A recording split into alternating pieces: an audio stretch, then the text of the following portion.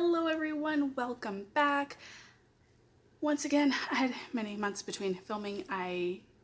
We already knew that I was going to be a little while before filming again because of an upcoming trip that Kiddo and I had to see my two best friends. However, unforeseen was illness between that trip and the next trip, which is when I took Kiddo to Grand Canyon, which by the way was super fun. Would have been more fun if I could have breathed well.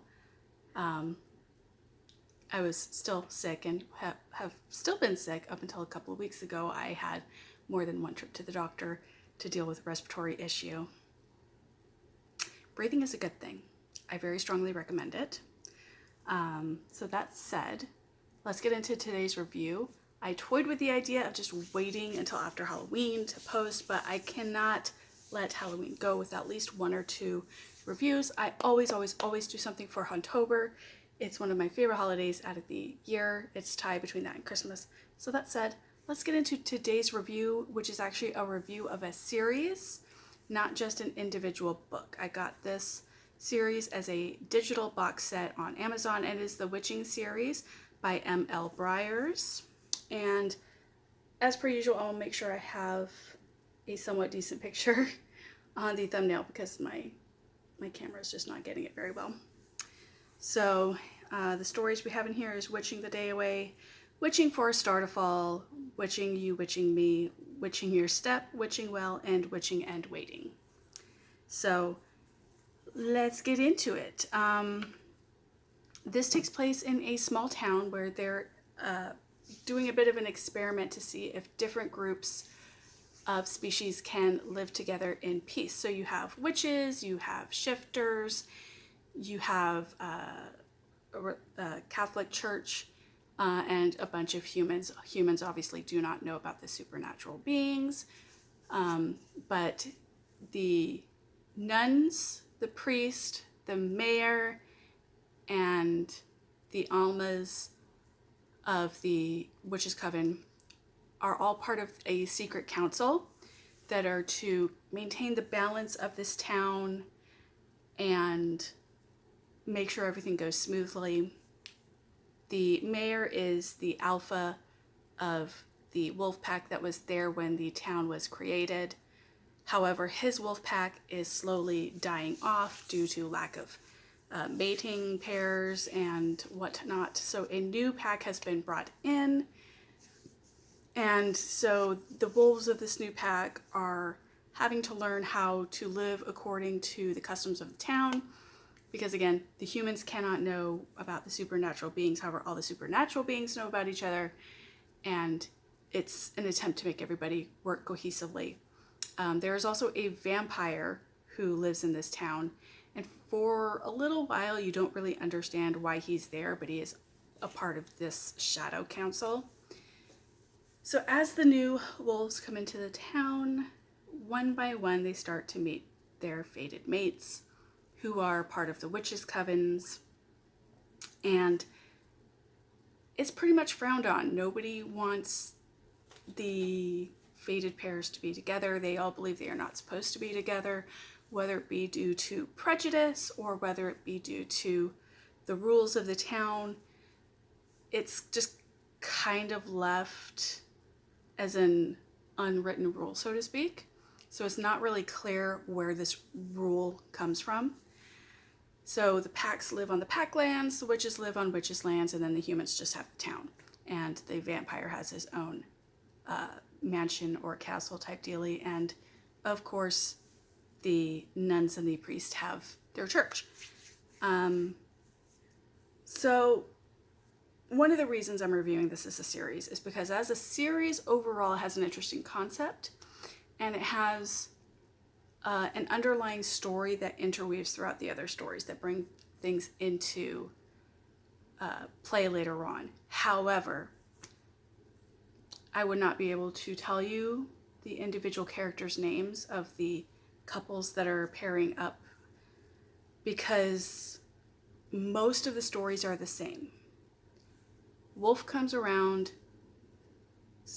smells his mate, starts trying to get his mate, and then the mate doesn't want to be with him because she's a witch and he's a wolf, and there's a prejudice between the two. pretty much all of the lead witch female characters are the same. Same is true of all of the male wolf shifter characters. It's pretty much like reading the same story over and over again. The only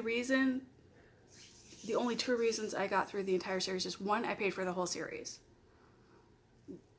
the entire box set, and I was like, okay, I already paid for it, I'm going to finish it.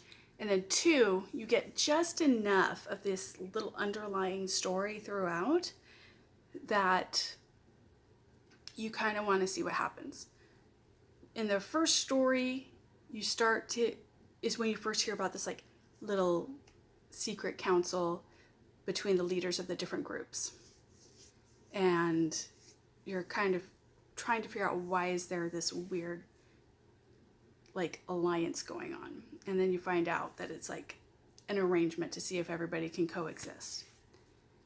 And there comes like, at this point, they're all melding together, and it's hard for me to differentiate between stories. But at some point in the second or third book, there's another priest that comes in as a checkup to see how everything is going.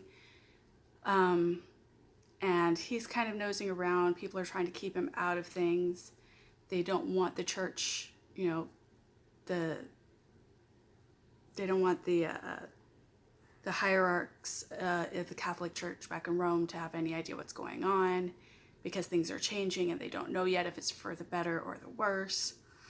And then you find out, and this is where spoilers are going to come in. So if you don't want any more spoilers beyond what I've already told you, then end it now.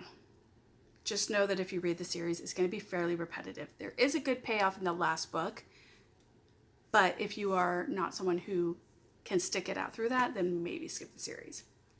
Moving on to mid-series spoilers, you find out that the town is not just an experiment into whether or not species can coexist together, but it is in fact kind of a second chance at life for people who died before their time. And it was something that was agreed upon between, again, the priest and the nuns of this Catholic Church, the wolf pack, or the head of the wolf pack, the head of the witches' coven, and the vampire. So only the leaders of the groups know that they're all dead. It's a ghost town, quite literally. If somebody living were to come to the town, all they would see is cars driving themselves, doors opening and closing by themselves, all basically typical ghost town, right? And so this was basically a way for people to finish living their lives so that there's no unfinished business and they can move on to the next world. So the church is there, I guess, for spiritual guidance for the town, I suppose. The entire wolf pack, the entire witches' coven, all of the humans, all dead.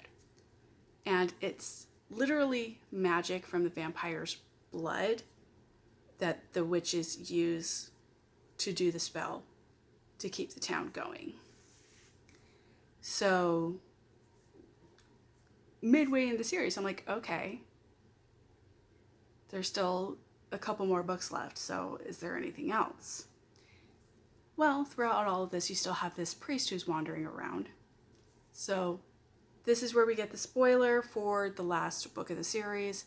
You find out that this priest that's been going around saying that he's there to see how things are going with the town and progress and whatnot. Come to find out, he is wanting to harness the magic of the town for personal gain. I do not remember what the reason was.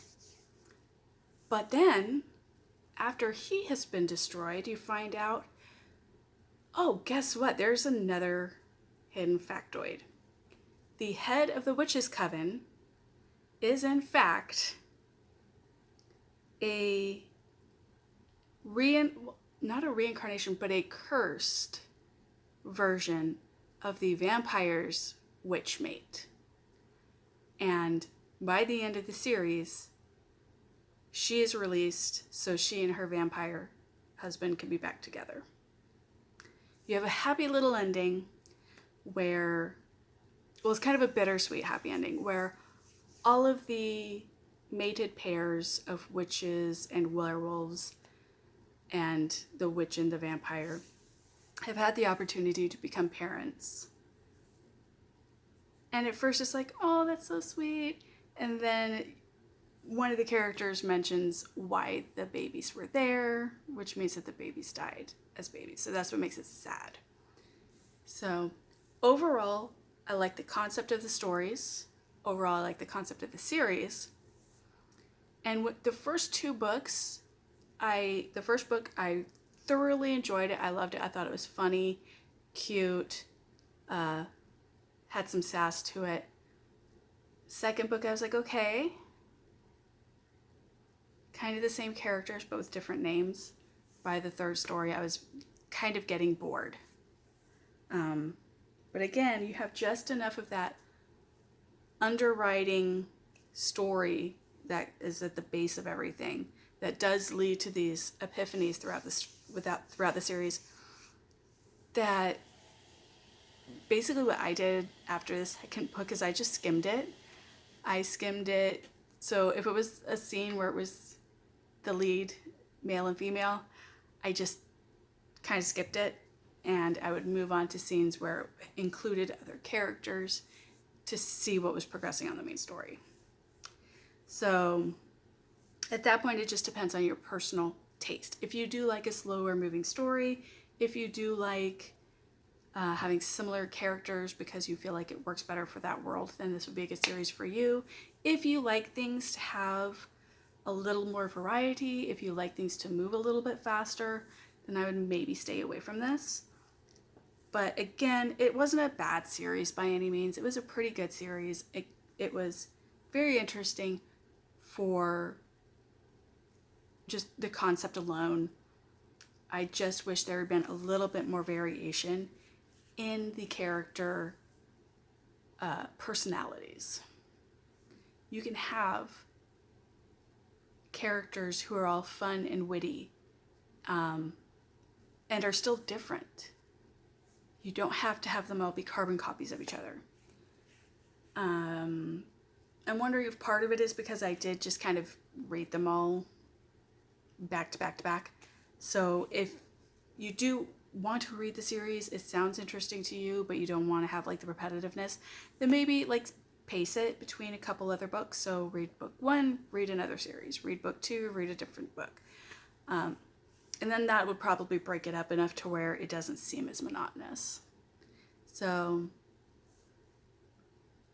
there we go. That's that one for you. I hope you enjoyed this review. It wasn't super enlightening, I know. It just got to a point where I couldn't tell you any of the characters' names, to be honest. I really can't. I think one of the characters' names... Oh, wait, no, that's not true. I can name you the 3 nuns. Because it starts off funny and it just becomes annoying. You have Margaret Mary, Mary Mary, and Mary Mary. So, yeah, that was cute, the first book. It got very annoying after a while. But, yeah, so I hope you enjoyed this review. Probably kind of boring, I know. That's kind of how I felt about the series. But the next review is for a book that I actually enjoyed quite a bit, and I think is a perfect review for Hauntober on Halloween. See you then. Bye-bye.